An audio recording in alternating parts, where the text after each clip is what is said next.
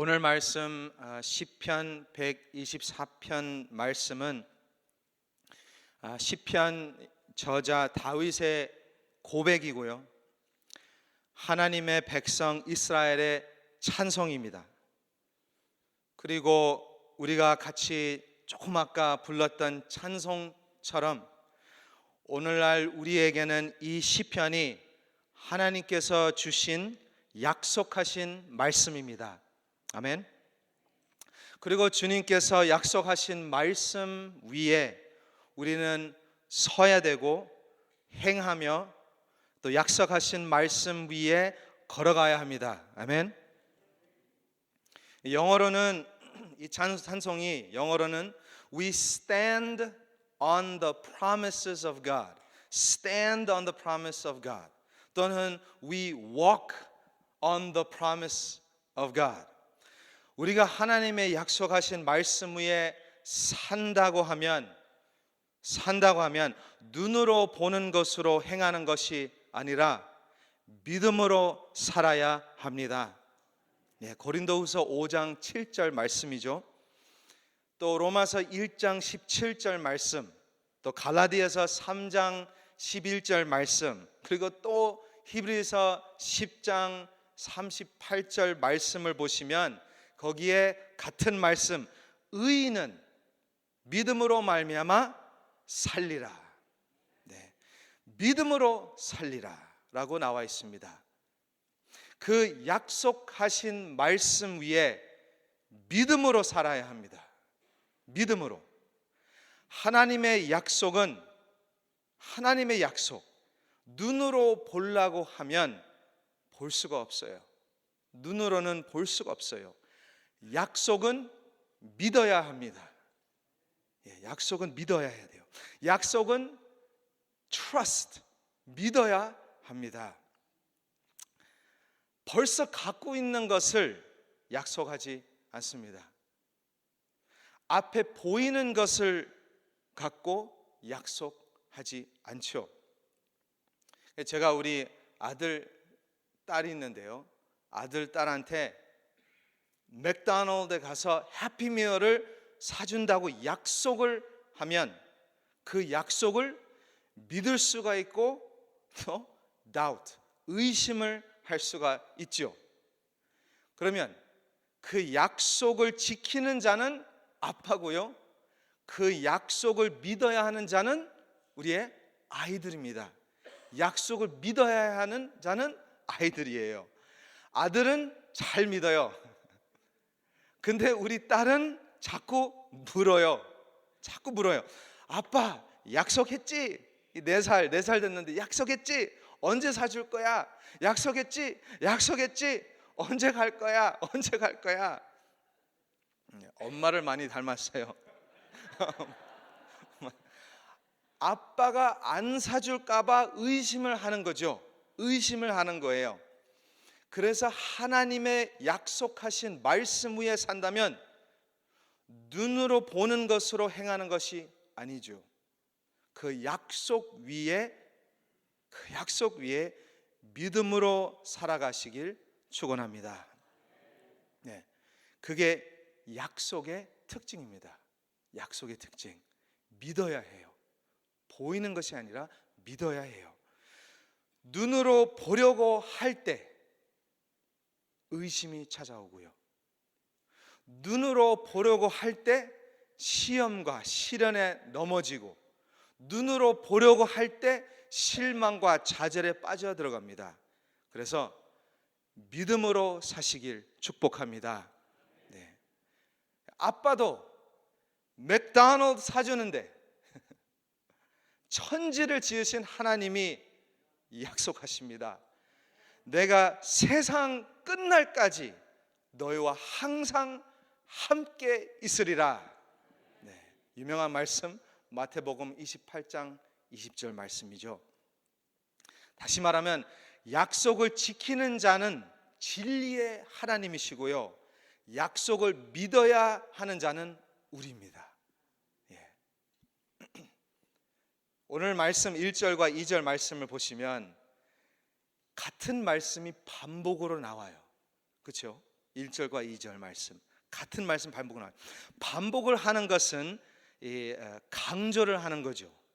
말하고 또 말하는 것이 강조를 하는 것인데, 여기서는 강조뿐만 아니라 이 반복이 확인을 하는 거예요. confirm 또는 단언, affirm 하는 것입니다. 우리 한국 성경에는 1절에 이렇게 시작을 합니다.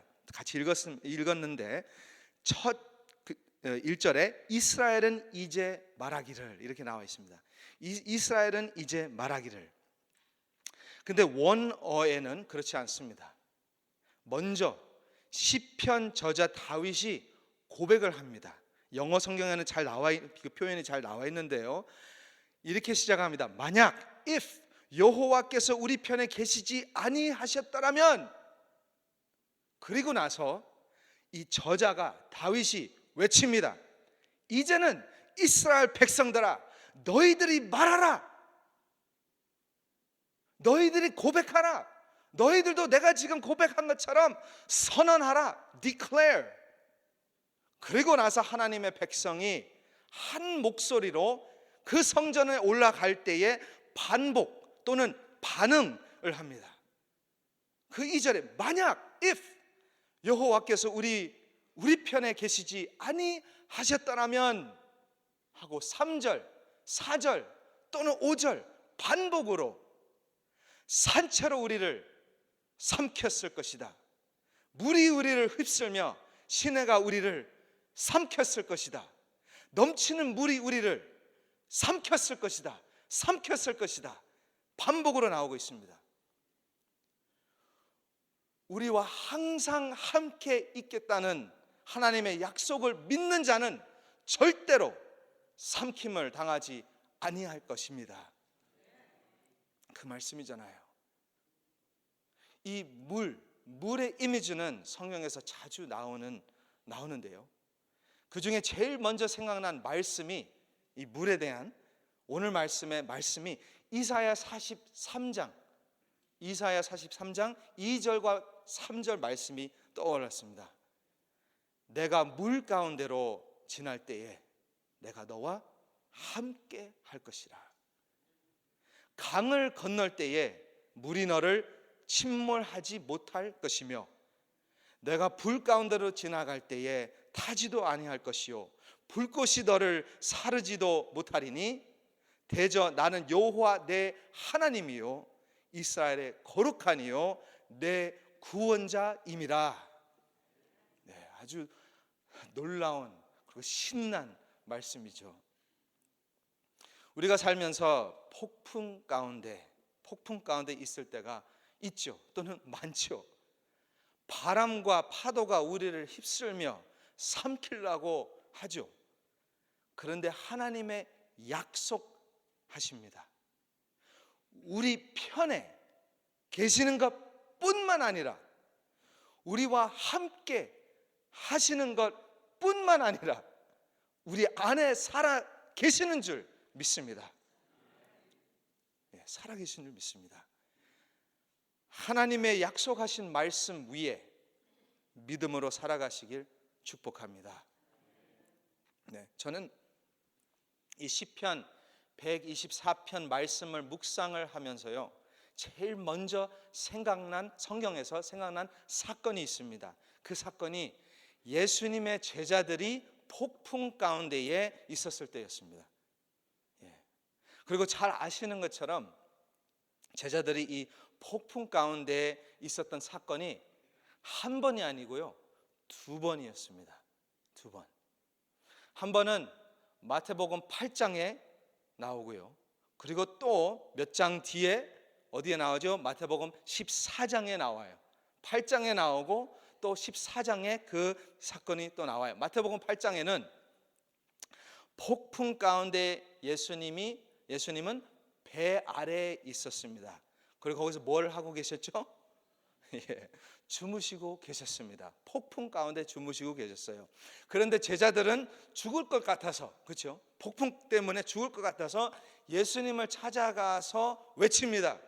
주님, 구원하소서, 우리가 죽겠나이다. 이렇게 울었어요. 그리고 예수님이 말씀하십니다.